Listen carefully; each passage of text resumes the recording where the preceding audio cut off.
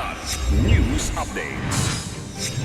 Mga balita ngayon, higit 200 former rebels ng Misamis Oriental nakabenepisyo sa tupad program ng gobyerno. 170 million pesos na halaga ng shabu nasamsam sa Cebu Port. Mag-inang suspect arestado. Kasong plunder laban kay Cotabato City Mayor Matabalaw, pinamamadali ang investigasyon. Alkalde nagsalita na sa issue. Ako po si Cesar Soriano para ihatid ang mga nangunang balita sa buong kapuluan ngayon.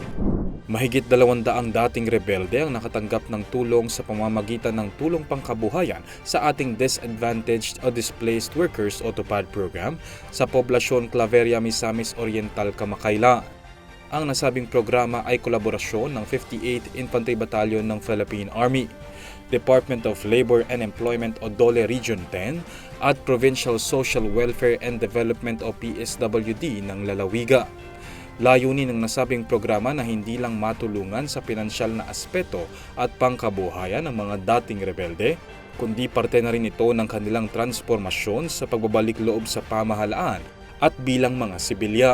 Ang implementasyon ng TUPAD program para sa mga nasabing former rebels ay nagsimula pa noong Nobyembre noong nakaraang taon.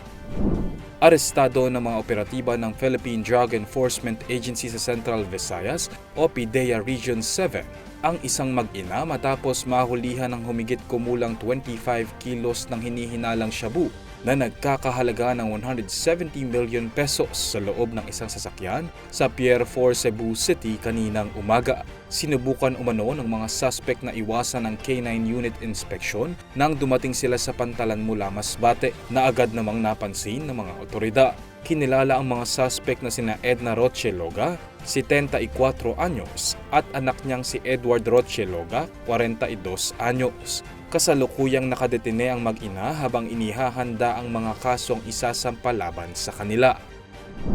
Pinamamadali ng mga nagreklamo sa Office of the Ombudsman ang investigasyon sa 89.41 million pesos na kasong plunder laban kay Cotabato City Mayor Mohamed Ali Bruce Matabalao at 4 pang opisyal ng City Hall. Ang kaso na isinampa noong Agosto 30, 2024 ay nag-aakusa kay Matabalao ng paglabag sa Republic Act 7080 o ang Anti-Plunder Law. Paglilinaw naman ng mayor sa kanyang panayam sa iMinds PH, magpahanggang ngayon po na nag-uusap tayo, wala tayong natatanggap na anuman mula sa ombudsman. No? Subpoena or any notice or anyone from the ombudsman na pumunta dito for investigation, wala pa pong nangyayaring ganyan. So, abangan na lang natin. Pag kami dumating, di sagutin natin. Wala naman talaga tayong dapat na itago at pangambahan pagdating sa mga bagay na yan. ang reklamo ay isinampa ng ilang konsehal ng Cotabato City sa Bangsamoro Autonomous Region in Muslim Mindanao o BAR at iba pang residente ng lungsod. Nag-ugat ang kaso sa pagkawala ng 81.42 million pesos na pondo mula sa pautang ng Development Bank of the Philippines o DBP na dapat ay para sa mga proyekto ng lungsod.